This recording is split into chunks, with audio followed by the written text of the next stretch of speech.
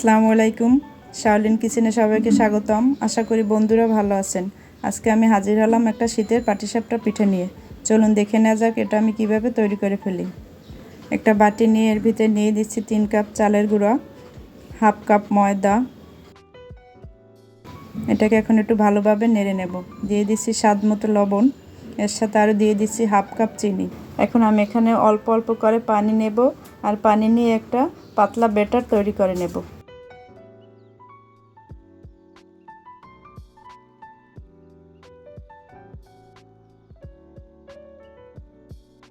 এখানে এই ব্যাটারটা তৈরি করতে আমার হাফ লিটার পরিমাণ পানি লেগেছে। এখন এটাকে ঢাকনা দিয়ে ঢেকে আমি রেস্টে রেখে দেবো 1 ঘন্টার জন্য। এখন নিয়ে নিচ্ছি হাফ লিটার কুসুম গরম পানি, এর সাথে দিয়ে দিচ্ছি 1 কাপ গুঁড়ো দুধ। এখন এটাকে আমি ভালোভাবে নেড়ে মিক্সড করে নিচ্ছি। চুলায় একটা প্যান বসিয়ে এর সাথে দিয়ে দিচ্ছি 3 টেবিল চামচ ঘি, 3 টেবিল চামচ সুজি। এখন এই ঘি এবং সুজিটাকে আমি ভালোভাবে নেড়ে ভেজে নেব 5 মিনিটের জন্য। চুলাটা স্লো করে এর সাথে এখন দিয়ে দিচ্ছি গুলে রাখা দুধ। একটু একটু করে দুধ দেব আর এটাকে ভালোভাবে মিক্সড করে নেব। এর সাথে এখন দিয়ে দিচ্ছি স্বাদ মতো লবণ, দিয়ে দিচ্ছি 3 টেবিল চামচ খেজুরের গুড়। এখন এটাকে নেড়ে চেড়ে ভালোভাবে জাল করে নেব যতক্ষণ না পর্যন্ত এটা ঘন হয়, খিরসা তৈরি হয়।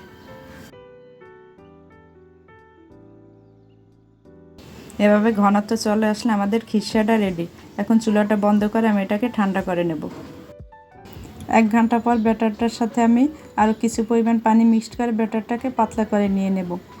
এখন এখান থেকে কিছু পরিমাণ ব্যাটার আমি একটা পটের ভিতরে ভরে নিলাম। এখন এর সাথে দিয়ে দিচ্ছি 1 ফোঁটা রেড ফুড কালার।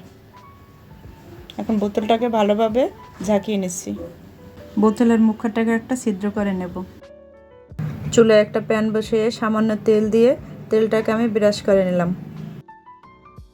আমি যে ফুড কালার দিয়ে ব্যাটারটা তৈরি করে রেখেছি এখান থেকে ফোঁটা ফোঁটা করে কিছু ব্যাটার দিয়ে দিচ্ছি। তারপর গুঁড়ে রাখা ব্যাটার কিছু অংশ দিয়ে ঘুরিয়ে একটা পাতলা রুটি তৈরি করে নিলাম। এভাবে 2 মিনিট অপেক্ষা করব। এখন আমি যে খিরসাটা তৈরি করে রেখেছি এখান থেকে 2 চামচ খিরসা দিয়ে পিঠাটা উল্টে দিলাম।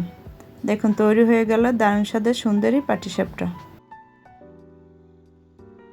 একইভাবে আমি বাকি পিঠাগুলো ভেজে নিয়েছি। দেখুন কি সুন্দর পাটিসাপটা পিঠা তৈরি হয়ে গেল। আপনাদের যদি ভালো লেগে থাকে বন্ধুদের সাথে শেয়ার করবেন।